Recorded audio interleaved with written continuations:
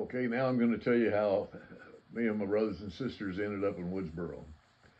I was born in Alma, Michigan. My earliest recollections were living in a little, I think it was a 3-room shack with a little lean-to on the back and an outhouse out back.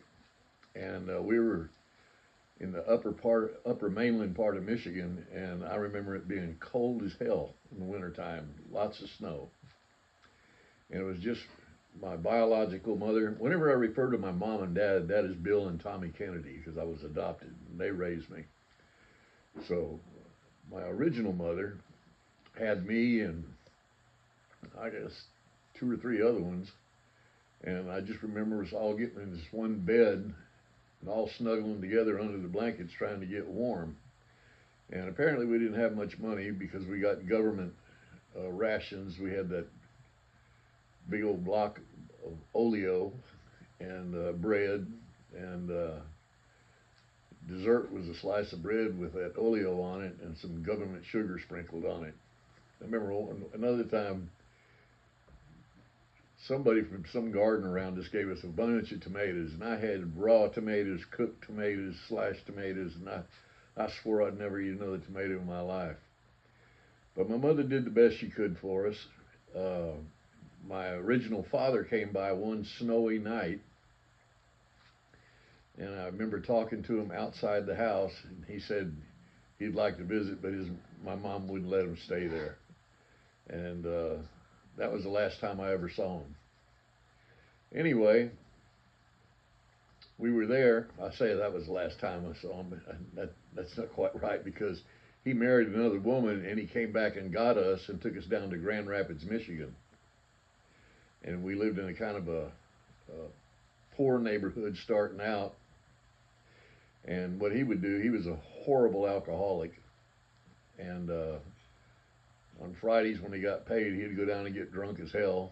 She'd send us down there to get him out of the bar and bring him home. And they'd have these horrendous fights, and he would beat her. And I remember one time that we went down to get him, and I went bringing him back to the house, and we went up the steps, and she opened the door and hit him right in the face with a frying pan.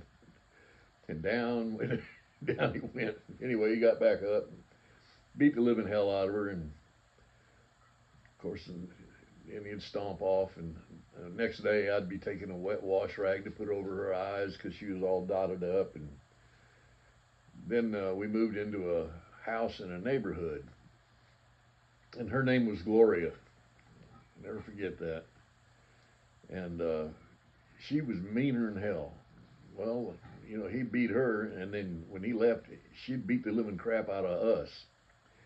And one day she uncorked so bad, first she went and got a switch and whipped me with it on my legs that caused gashes. That those gashes didn't disappear until my late 50s. I had scars on my legs from it. She chunked Sherry down some steps, beat on David. We didn't have Judy at that time. She grabbed my sister Bonnie by her top knot and drug her down a flight of stairs and pulled all the hair out of the top of her head. She looked like a monk for a while. But anyway, apparently we were crying and raising enough hell, the neighbors called the cops. Cops came out there. They threw her in jail for child abuse, and they put us in a Catholic orphanage. And all I can remember about that orphanage is everywhere you went, I'm talking about if you went to the John, there was a nun standing nearby going, "Are you all right, my son?"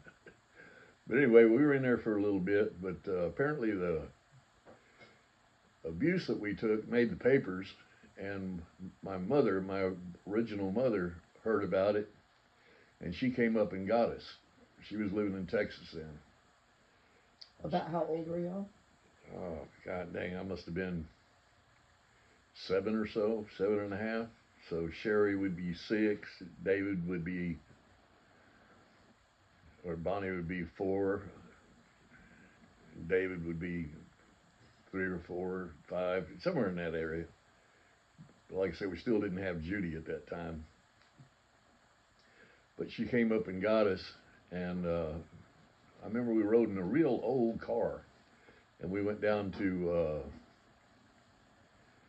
a Navy station that was between Dallas and Fort Worth, and we were staying in a apartment there that belonged to a cousin of my mother's or something, and they were overseas. Well, they were coming back, and we had to get out of that apartment. So she took us to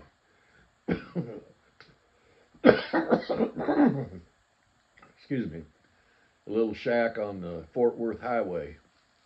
And I remember that little dump. It had a single light bulb hanging down in the middle of the living room. And she would go work. She worked as a hostess on the Fort Worth Highway, or Jacksboro Highway out of Fort Worth. And there was an old man that lived across the street. We had a 2-lane highway in front of the house. And we'd gather up and go over to his house because he'd scramble eggs and give us scrambled eggs with ketchup on it. And that was living high. Anyway, one night we were back at our house. Mother's at work. And he was coming over to bring us something, and he got run over by a car.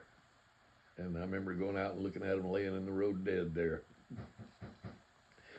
But anyway, we lived like that for a little bit, and then my mom came to me and she sat me down and she said that she was going to marry this guy named Gary, and she was going to put us in Buckner Orphans Home, but we'd only be there for 2 weeks. I said, oh, all right, because they were going to go on a honeymoon, and then when they got back, we'd all live together. So she takes us out to Buckner's Orphans Home, and first you stay in a quarantine house before they put you on the main campus to see if you got TB or any kind of diseases or any of that kind of stuff. And my definition of hell is that quarantine house, not because they abuse you or anything, but you had all these children in there that had just been separated from their parents, and they're crying and squalling and crying. Me, I'm a smug little bastard because I'm only going to be here 2 weeks. Well, anyway, the 2 weeks went by, and we went on the main campus, and I always thought that I was in Buckner Orphans Home for a couple of years, but I think it was only like six months or a year.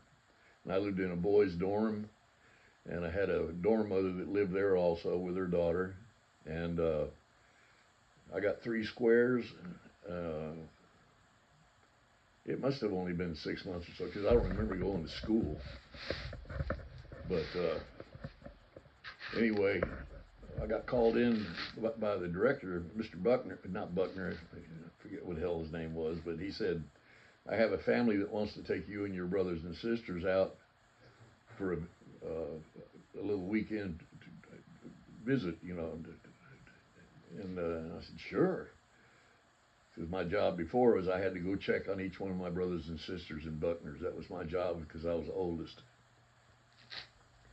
So these 2 people came up and took us out, and the lady was brown-skinned. I'd never seen one like her.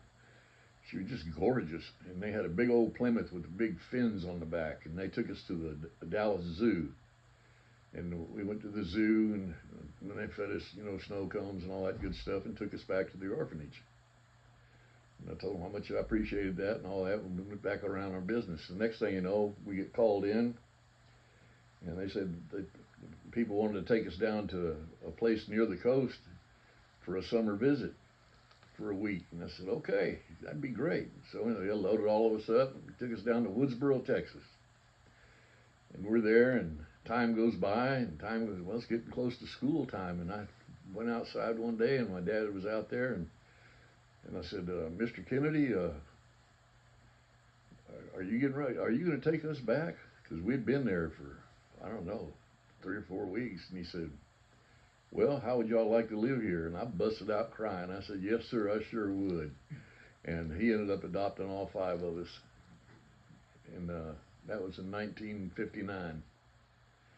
And my last name became Kennedy, Kennedy, and they adopted all 5 of us and raised us, and they were just great parents. And I thank them to the day I die.